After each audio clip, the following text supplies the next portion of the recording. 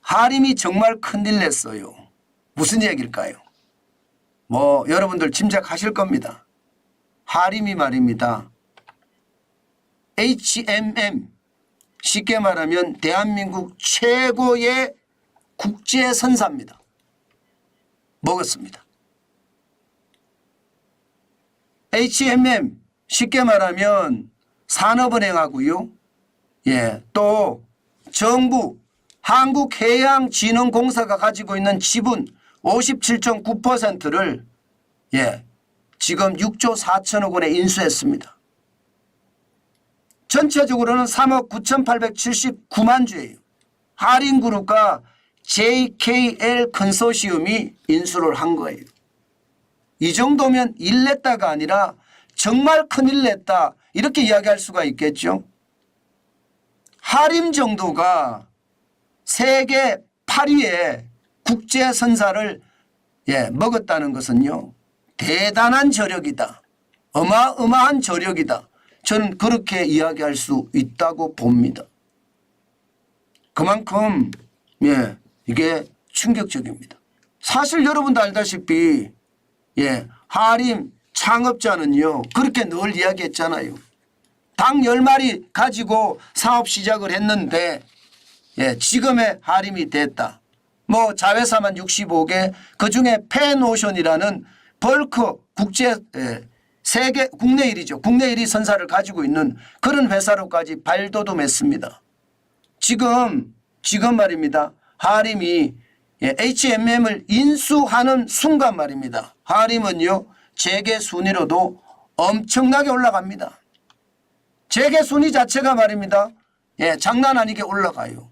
물론 이제 문제는 6조 4천억 원을 어떻게 조달할 것인가의 문제죠. 아마 그동안 말입니다. 그동안 많은 우여곡절이 있었습니다. 영구채에 대해서 3년 유예를 해달란다든가 이런 어떤 황당한 이야기도 좀 있었기는 하지만요. 어쨌든 하림으로 선정이 됐고요. 앞으로는 자금, 인수자금을 어떻게 넣을 것인가 여기에 대한 고민을 많이 할 것으로 보입니다. 인수자금만 이게 제대로 마련이 된다면 이제는요. 하림이 명실상부한 대한민국의 재벌 그룹에 들어갈 수 있다는 뜻이죠. 여러분 보시는 것처럼 말입니다. 현재는요.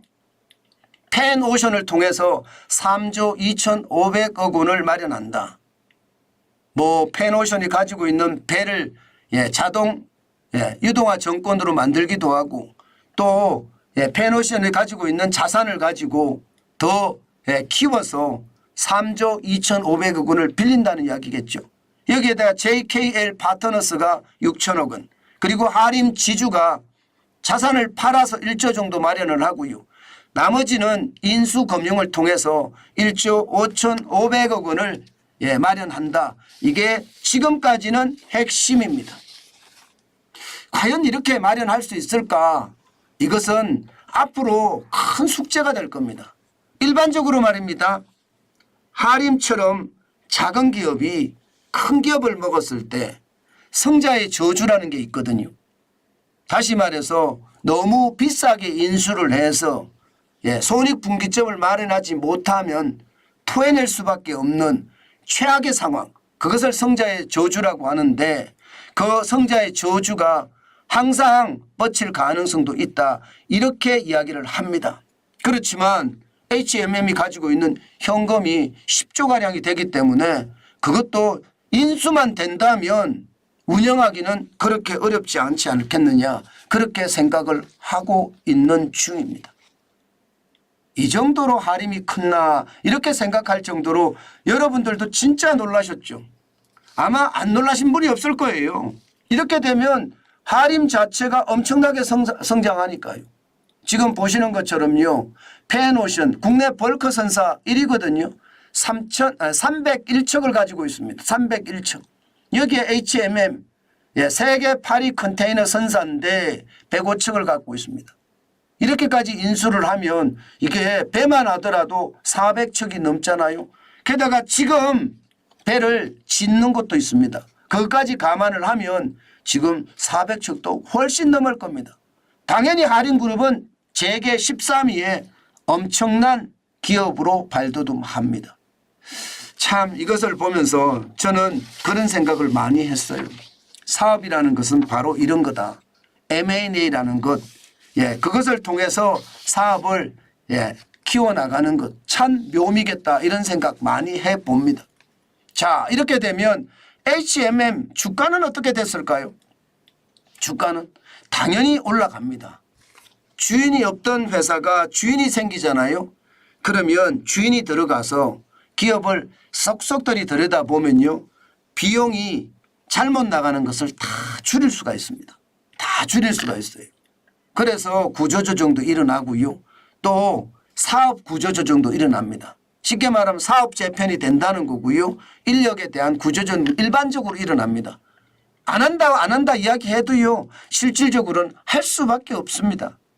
비용을 그만큼 줄여야 되기 때문에 말입니다. 그렇게 되면 HMM 입장에서는 주인이 생기니까 아무래도 사업의 조정과 또 사업 구조의 어떤 비용 절감이 뒤따를 거 아니에요. 그러면 당연히 주가는 올라갑니다. 당연히 올라갑니다. 지금 말입니다. 사업자가 선정되자마자 12월 15일에 15,370원이었던 주가가 17,540원까지 올라갔습니다. 예상보다는 안 올라갔죠. 예상보다 한 14% 올라갔으니까 예상보다는 안 올라갔습니다. 그렇지만 이게 인수 이야기가 나오면서 주가가 올라간 것을 감안을 하면요. 13,950원부터 올라갔으니까 이게 굉장히 많이 올라갔다 이렇게 봐야 되죠. 그렇지만 1월 27일에 23,300원보다는 여전히 낮은 숫자입니다. 그렇다고 지금 HMM에 투자를 하겠다. 저는요. 요즘같이 홍해가 막히고요. 지금 쉽게 말하면 케이프타운 희망봉을 돌아서 가야 되는 그런 사태까지 벌어지고 있잖아요. 물류가 그만큼 어려워지고 있는 시기라는 뜻이에요. 게다가 세계 경제의 침체라는 어떤 단서도 달려 있으니까요. 조심하셔야 된다는 말씀 제가 강조해 드립니다. 제가 투자하지 마라 그렇게는 말씀 안 드리겠습니다. 왜냐하면 투자는 개인의 선택이고요. 여러분들의 투자 원칙을 가지고 시장에 접근해야 되기 때문에 제가 굳이 투자하라 투자하지 마라 그렇게 말씀은 드리지 않겠습니다. 그렇지만 지켜보는 게 좋겠다. 또한 말입니다. 하림에 대해서도 지켜보는 게 좋습니다. HMM뿐만 아니라 하림이 지금 이 정도로 성장하면요. 지켜보는 것 당연하지 않겠습니까? 물론 하림의 주가는 별로 움직이지 않았습니다. 그만큼 말입니다. 성자의 저주에 대한 두려움도 있다는 뜻이에요. 지금 하림 주가는요. 예상했던 것보다가 안 올라갔습니다. 현재 주가를 보면 말입니다. 굉장히 낮습니다. 굉장히 낮아요. 2,000원대죠. 2,090원대인가요? 2,905원대입니다. 그렇기 때문에 여러분 가만히 지켜보는 게 좋겠고요. 펜오션의 주가도 지켜보는 정도로 하셨으면 좋겠습니다. 이미 말입니다. 시장에서는 소문이 다 돌았고요. 그 소문이 돈 만큼 시장의 움직임이 굉장할 것 같으니까요. 진짜 조심하시면서 시장을 보시는 것 저는 잊지 말았으면 좋겠다. 그렇게 생각합니다. 그만큼 말입니다. 시장에는요. 그런 위협들이 도사리고 있다는 뜻이고요. 시장의 위협은 결국 말입니다. 시장 전체의 위협으로 나올 수가 있거든요. 그렇기 때문에 조심하시고 조심하시는 거 꼭 잊지 말았으면 좋겠습니다. 저는 시장이라는 게 그래요. 기회는 굉장히 많습니다. 그런데 그 기회가 자칫 나에게는요. 기회가 아니라 오히려 실패의 요소가 될 수도 있다는 것 반드시 한번 봤으면 좋겠습니다. 아마 오늘 우리 시장도 그럴 거예요. 요즘 우리 시장도 산터랠리 기미가 보이거든요. 외국인들이 워낙 많이 사니까 말입니다. 그래도 조심하셔야 됩니다. 이런 시장 진짜 조심하셔야지 자칫 거품이 빠지면 인정사정 없습니다.